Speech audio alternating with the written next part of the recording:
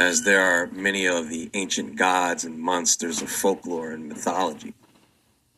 She may be known for being the first wife of Adam, who leaves Adam after refusing to submit to him and becomes a creature of the night.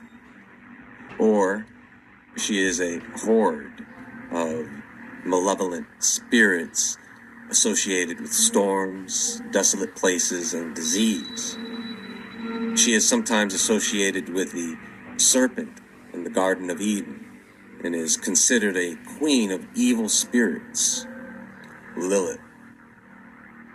She is infamous and mentioned or alluded to in various ancient and medieval texts spanning different cultures and time periods. In the Mesopotamian Sumerian kings list, Lilith appears as part of the mythological backdrop where Lilitu demons are mentioned. In Hebrew and Jewish texts, the alphabet of Ben Sira provides one of the most detailed accounts of Lilith. The Genesis Rabbah is a collection of Jewish rabbinical interpretations of the book of Genesis, where Lilith is occasionally alluded to in discussions about Adam's wives. There is the Babylonian Talmud, the Zohar, the Midrash Abakir, the Aramaic Targum, the Dead Sea Scrolls, the Ars Notoria, and in modern times, she is known as a famous video game boss. So let's take a closer look at this ancient figure, this demoness whose story and spirit has somehow survived the timeline of human history, from the time of Adam up into the Day of Judgment. I think this figure, Lilith, gets lost in the translation when it comes to the mythology and spirit creatures of many other cultures around the world.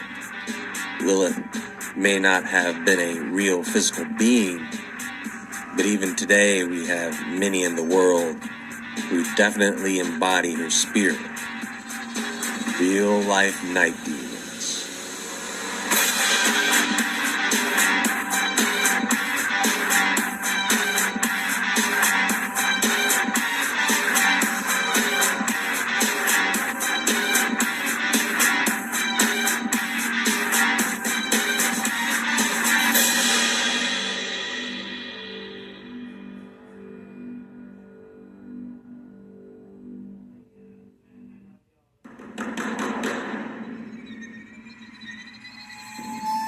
The origins of Lilith and depictions of her are going to vary across different cultures and time periods.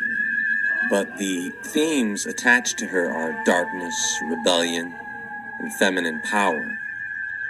The Lilitu appear in early Sumerian texts as a class of wind and storm demons. They were often linked to desolate places, and people then thought that they would bring illness and misfortune. So, in Babylonian and Assyrian contexts, Lilith evolved into a more defined figure, a night demon associated with seduction and harm to infants and pregnant women. Now, does this sound like a familiar attribute?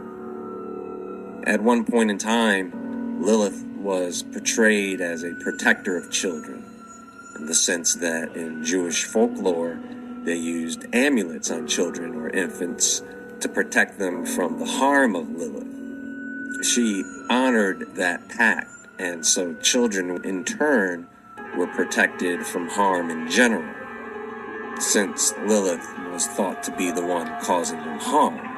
Get it? Lilith is believed to have been Adam's first wife, who was banished before she could have children with him. Out of revenge against Adam and all his descendants, Lilith focuses on harassing newborn children and their mothers. She is said to have two main roles: strangling young children in their sleep and seducing men to become pregnant with their wasted sperm, resulting in demonic offspring. At this point, 3 angels come into the picture. In the 10th century text, alphabet of Ben Sira, we find the story of Adam and Lilith. According to this text, Lilith was created from dust just like Adam, which led her to see herself as his equal in every way. To exclude Lilith and protect against demons and harmful forces, amulets were created. Lilith's sense of equality manifested in her belief that she could leave her husband, especially since Adam did not accept her desire for sexual equality, meaning she wanted to be on top during intercourse. Because of this, she fled from him. The angels Sinoi, Sansinoi, and Samangaloth were sent to bring Lilith back to Adam, although they failed to return her as she claimed she was already involved with the great demon Samael. They managed to make her swear that she would not harm the children of Adam and his second wife Eve. They would write these amulets out on parchment with the names of angels. Just saying their names were thought to be powerful, and they sometimes used incantation bowls for the same purpose. Now, I don't know if Lilith really was Adam's first wife, but biblically, it does say that Adam was alone, and for the reason that he could not find a mate, God created then Eve. Now, anything before Eve is only mentioned once in a different context, referring to perhaps a legion of beings or evil spirits. You have to take a look at the person who wrote these texts. Now, in modern times, Lilith has been reinterpreted as a symbol of female empowerment and autonomy. Her story of refusing subjugation has resonated with feminist movements, turning her into an icon of independence and strength. Lilith appears in various works of literature, art, pop culture, a character embodying both dark and empowering qualities, a symbol of female autonomy and resistance against patriarchal structures. And yes, of course, this character also has a cult following. There are some neo-pagan, some New Age witch groups who view Lilith as an empowering goddess who may incorporate her into their pantheons and rituals, viewing her as a figure of strength, wisdom, and independence. So this big bad symbol of feminine power left the good guy for the bad boy, and now spends her time making men, women, and children's lives a living hell as a feminist demon goddess. And I'm going to tell you what I find very interesting about Lilith, who is only mentioned once in the Bible, by the way, and as a night creature of some sort, or night creatures. There is an angel mentioned in the Bible that is directly responsible for killing children, or should I say, the firstborn children of Egypt. Now, I did a whole presentation on the destroyer, which I linked to Abaddon, but Samael is also an angel of destruction and the husband of Lilith. He is also associated with the angel of death, just like the destroyer of Egypt. Samael is a complex figure in Jewish tradition, depicted as both an archangel and a demon. Samael's position in the celestial hierarchy is somewhat ambiguous, but he serves God by performing destructive and punitive tasks. Yet he is also considered a rebel and a leader of fallen angels. Interesting, right? Just like the destroyer.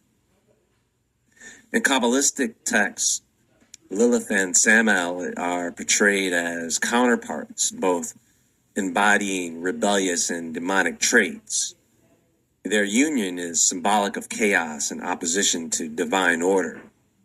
The texts elaborate on their mythological roles, portraying Lilith as a seductress and child killer, while Samael is depicted as a powerful and malevolent force. The union of Lilith and Samael symbolizes sexual and spiritual rebellion. Lilith's refusal to be subservient to Adam and her alliance with Samael highlight themes of independence and defiance. Santa Claus and Krampus share this same affliction, don't they? One is thought to be a symbol of protection, power, a hero of children in a sense, while the other seeks out to have them for dinner. Like Lilith, there is the horn symbolism. Both Lilith and Santa are creatures of the night. I never heard of Santa delivering presents during the day, only at night, while children slept, just like Lilith. Now, how did those two figures in mythology end up looking alike? Lilith is a multifaceted figure in ancient mythology, transitioning from a Sumerian demon to a significant character in Jewish folklore and mysticism. Her portrayal as a night demon and a symbol of feminine rebellion highlights her enduring impact on cultural and religious narratives. These days, it doesn't really matter if you're a male or female. We can clearly see that there is more than enough people who show they embody the spirit of Lilith. Well, that's all for now, folks, and there is more to come. All Woodward TV associated links are in the description box below. Be sure to like this video and subscribe if you haven't already. Everyone have a great day.